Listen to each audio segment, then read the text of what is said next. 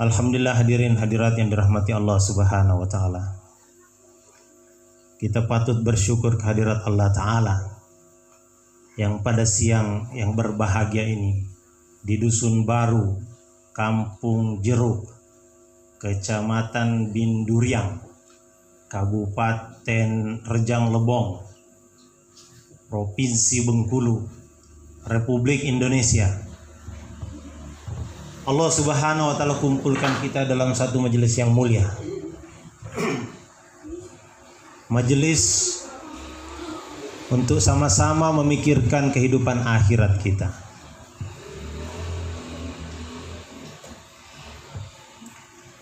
Kehidupan dunia ini hari demi hari menjauh dari kita. Kebun kopi hari demi hari menjauh dari kita. Pohon nira hari demi hari menjauh dari kita. Kebun kol hari demi hari menjauh dari kita. Kebun merica, kebun cabai, kebun tomat hari demi hari menjauh dari kita. Tetapi kehidupan akhirat semakin mendekat. Memang dunia ini bukan tempat tinggal, tapi tempat meninggal.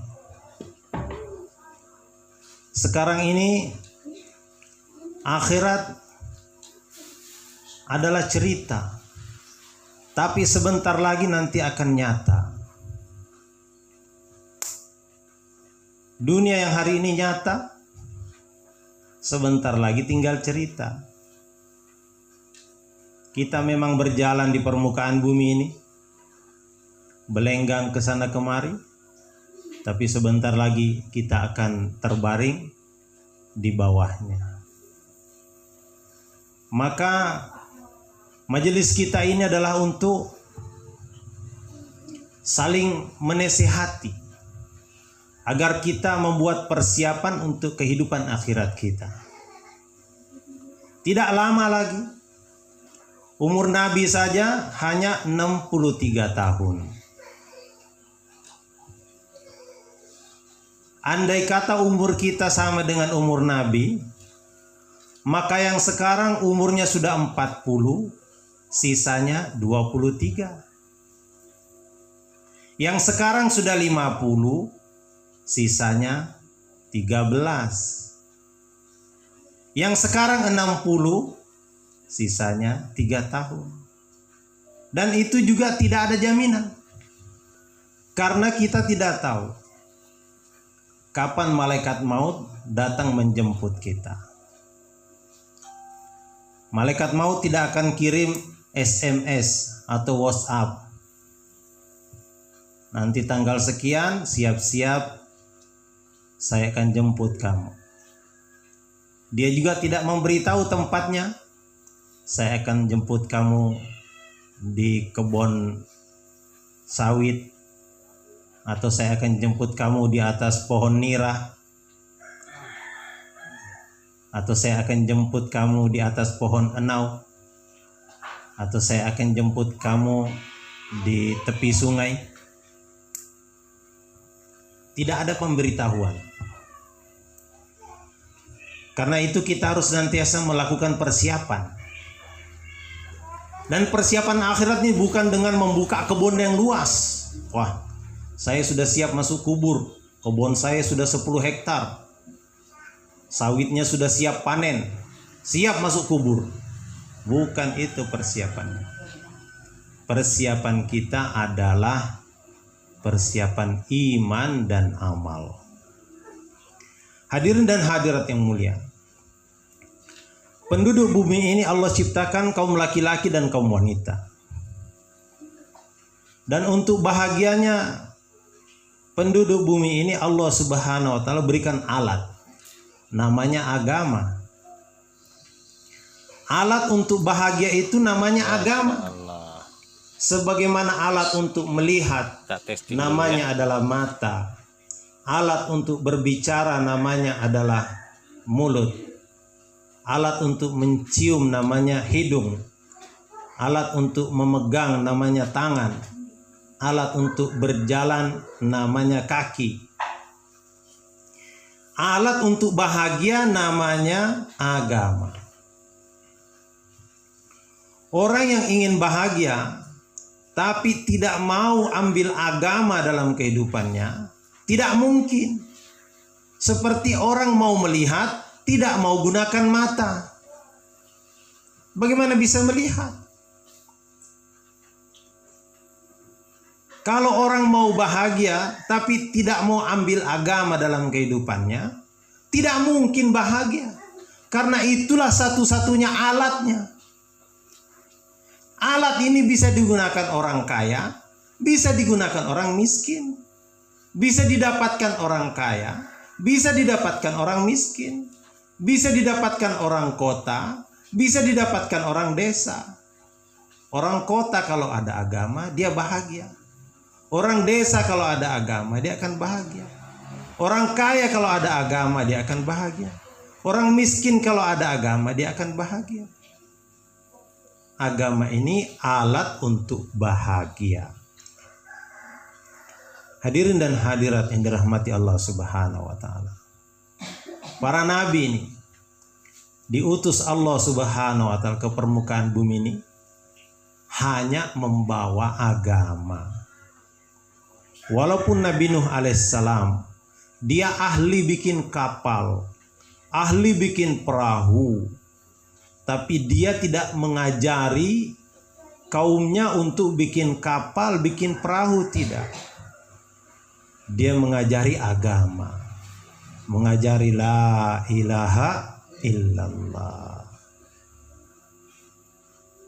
Nabi Daud pandai besi.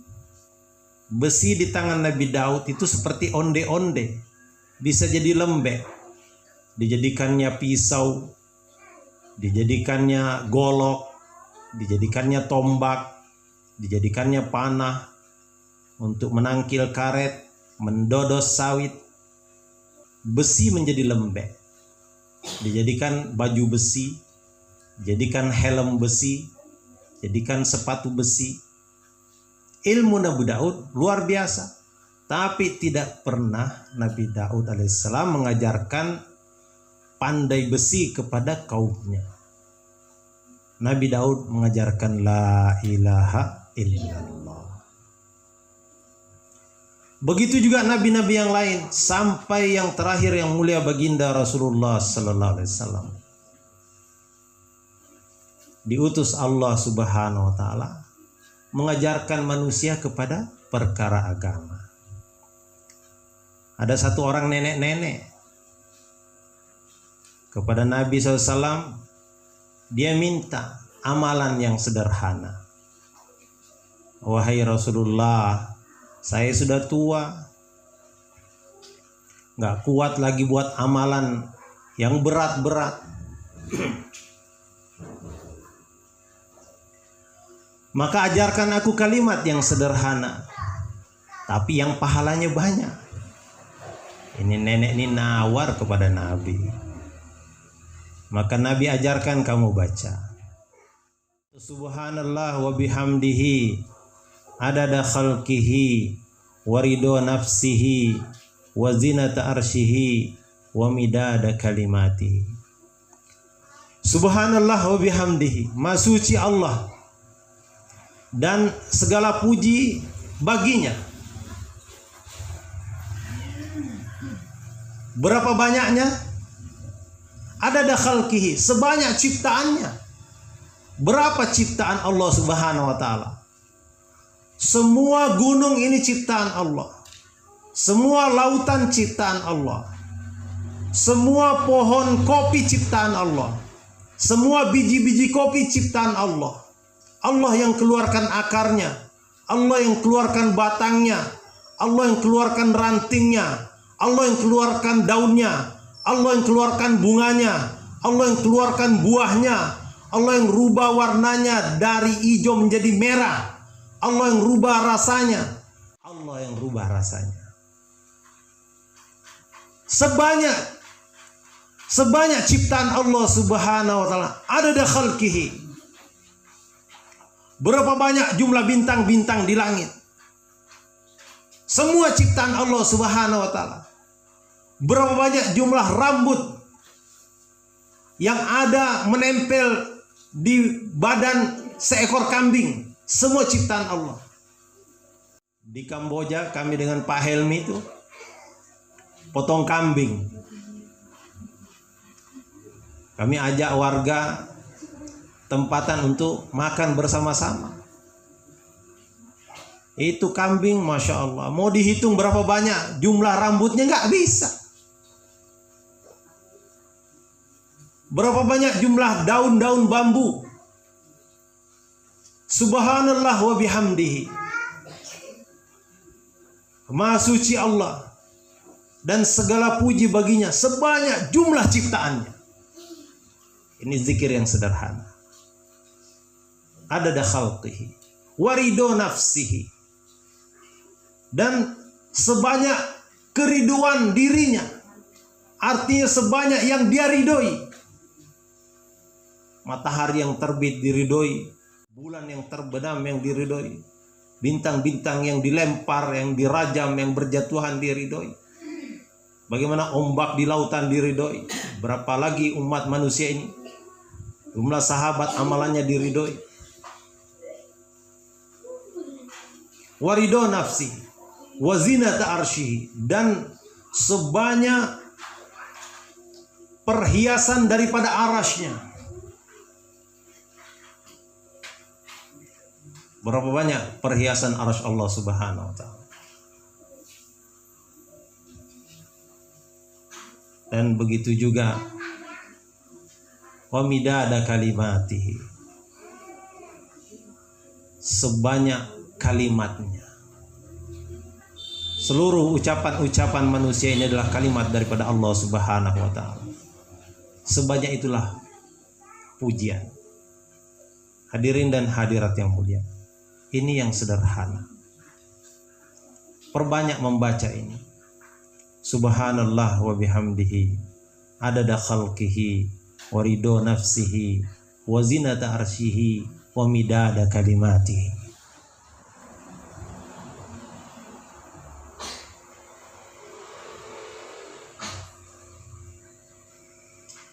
Satu hari seorang perempuan bertanya kepada Rasulullah sallallahu alaihi wasallam, "Ya Rasulullah, sebentar lagi saya akan menikah. Tolong sampaikan kepadaku apa yang harus aku lakukan terhadap suamiku."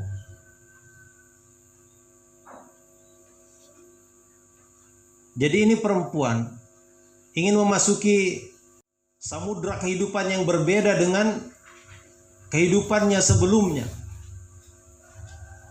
Di samping ayahnya, di samping ibunya, berada di dalam lingkungan keluarganya yang dia kenal sejak kecil. Sekarang dia akan menikah dan dia akan menghadapi samudra kehidupan rumah tangga yang akan dia arungi.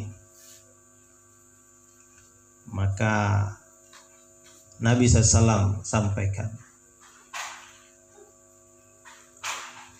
kamu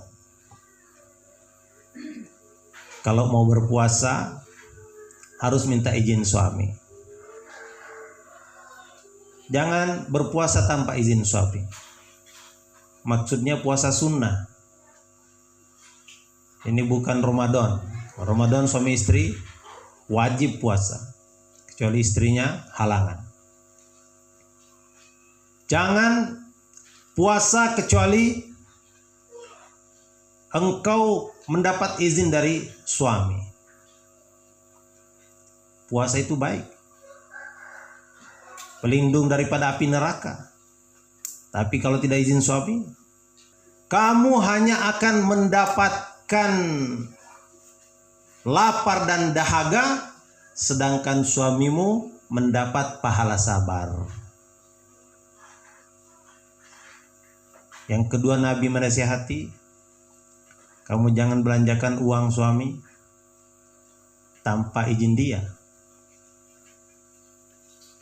Kalau kamu lakukan juga, maka kamu tidak akan dapat pahala apa-apa, sedangkan suamimu mendapat pahala sedekah. Ketiga, jangan keluar rumah tanpa izin suami. Banyak ini ibu-ibu kabur lagi ke kebun,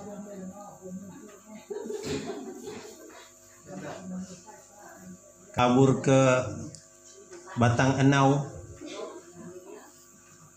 Jangan sampai meninggalkan rumah tanpa izin suami.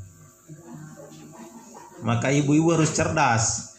Itu izinnya minta sebulan, berlaku sebulan. Pak, saya minta izin untuk bulan Oktober.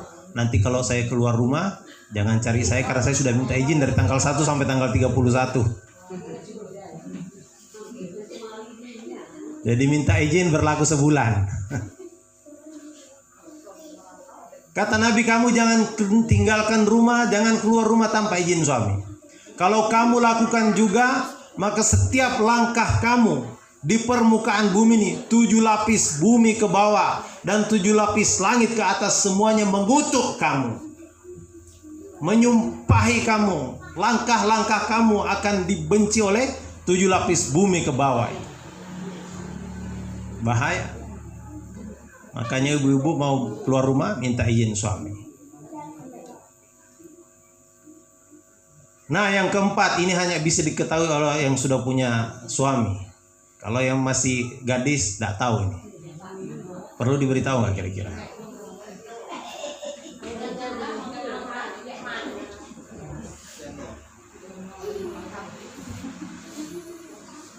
Yang keempat, walaupun kamu sedang berada di atas unta, suami meminta kamu tidak boleh menolak. Kalau di sini mungkin sedang berada di atas enau, suaminya minta, jangan ditolak. Minta apa? Minta turunkan air enau yang banyak. Maka perempuan ini berterima kasih kepada Rasulullah sallallahu alaihi wasallam.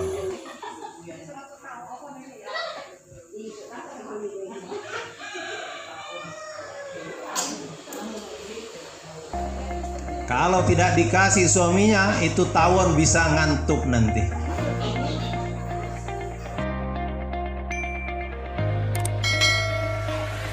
Cambiabei.